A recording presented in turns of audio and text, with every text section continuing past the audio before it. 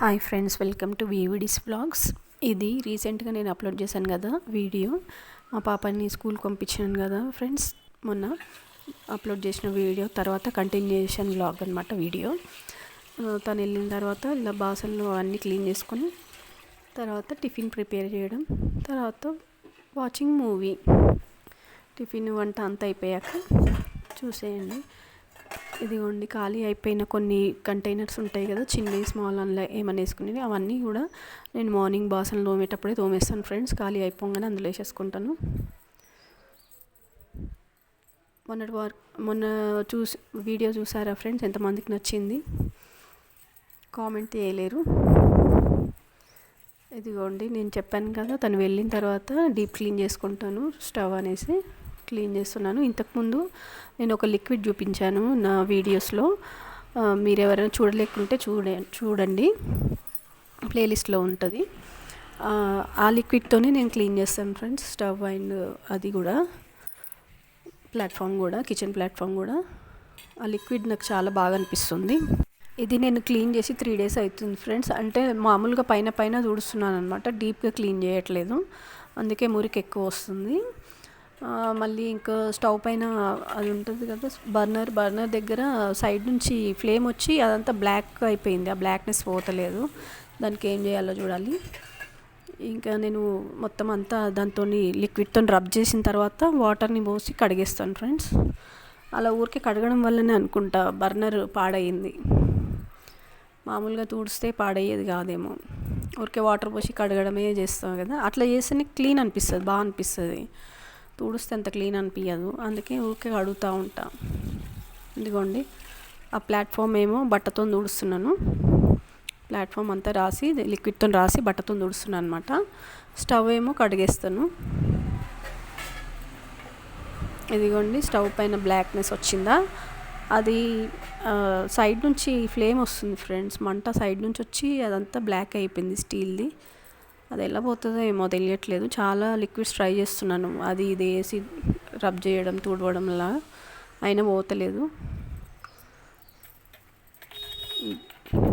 ఈ liquid video చూసారా friends? ఎవరైనా చూస్తే మీరు ట్రై చేశారా, ఎలా ఉందో చెప్పండి.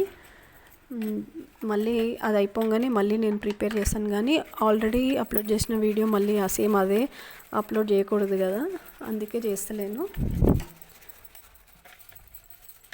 అదిగోండి ఎంత వస్తుంది దాని నుంచి మురికి, బాగా వస్తుంది, బాగా క్లీన్ అయిపోతుంది. ఎందుకంటే అందులో అన్ని నిమ్మకాయ అవన్నీ వేస్తాం కదా, బాగా క్లీన్ అవుతుంది. ఆ బ్లాక్నెస్సే పోతలేదు, మొత్తం జిడ్డు అయితే మొత్తం పోతుంది. ఓకేనా ఫ్రెండ్స్, చూసేయండి.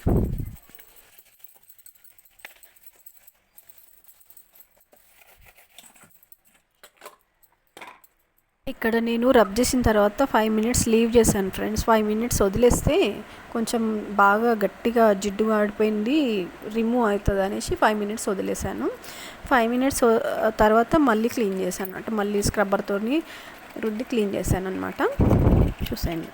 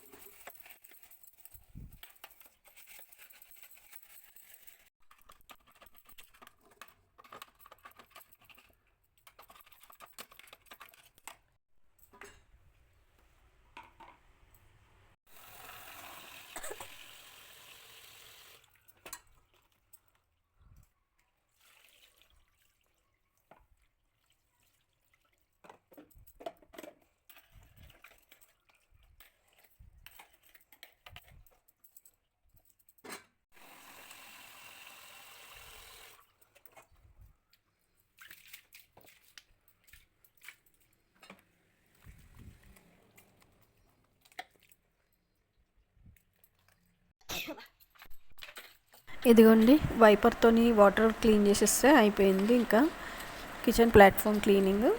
దాని తర్వాత బాసనలు ఉంటాయి తోమేవి, అవి తోమేసేయాలి. కంటైనర్స్ ఉన్నాయి, అందులో కొన్ని కారం పొడిది, మెంతి పొడివి అవి కాలైపోయిన కంటైనర్స్, ఇంకా నార్మల్ బాసనలు ఉన్నాయన్నమాట. అన్నీ కలిపి తోమేసేయాలి. ఇదిగోండి లాస్ట్ ఫైనల్ అయిపోయింది.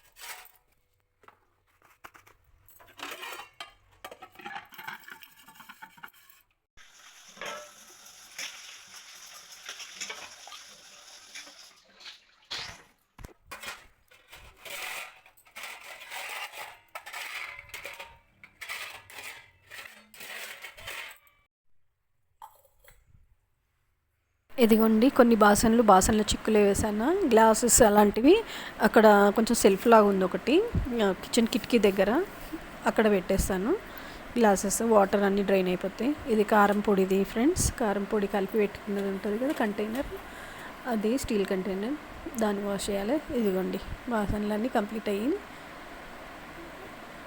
ఇప్పుడు టిఫిన్ దగ్గరికి వెళ్ళిపోవాలి, టిఫిన్ చేసేయాలి.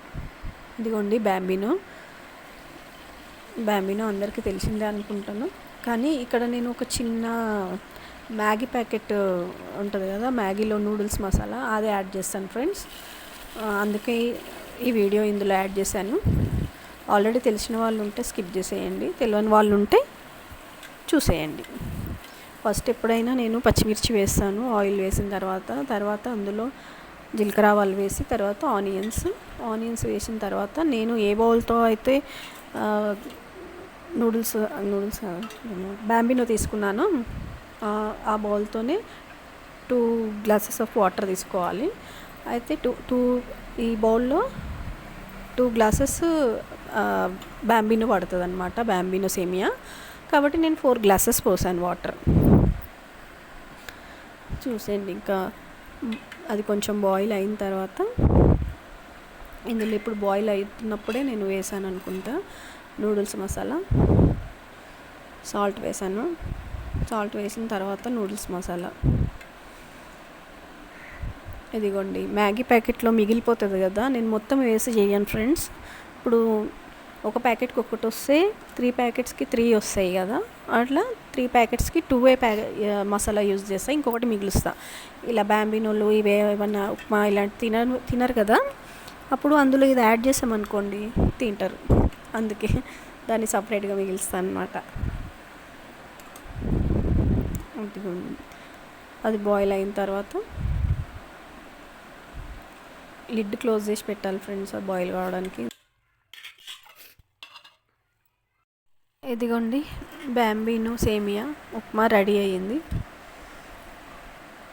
ఇంకా సర్వ్ చేయడమే. మీకు తెలిస్తే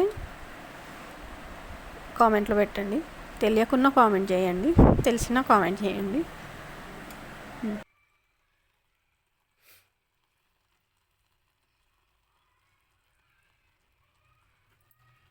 ఇదిగోండి నా ఫేవరెట్ మూవీ చెన్నై ఎక్స్ప్రెస్. ముందు రోజే అనుకున్నా వస్తే బాగుండు అని, నెక్స్ట్ డేనే వచ్చేసింది. మూవీ చూసుకుంటూ టిఫిన్ చేస్తున్నాను అనమాట.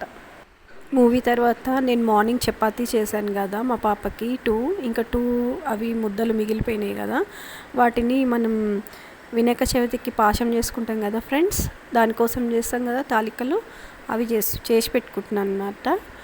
దాంతో స్వీట్ చేయొచ్చు, హాట్ చేయొచ్చు. మా పాపకి స్వీట్ కొంచెం ఎక్కువ ఇష్టం కాబట్టి నేను స్వీటే చేద్దాం అనుకుంటున్నాను, అందుకే అది తాల్చి పెట్టుకుంటే నెక్స్ట్ డే చేసుకోవచ్చు. అలా పిండి వేస్ట్ కాకుండా ఉంటుంది, ప్లస్ ఏదైనా రెసిపీ వచ్చేస్తుంది కదా, అందుకే.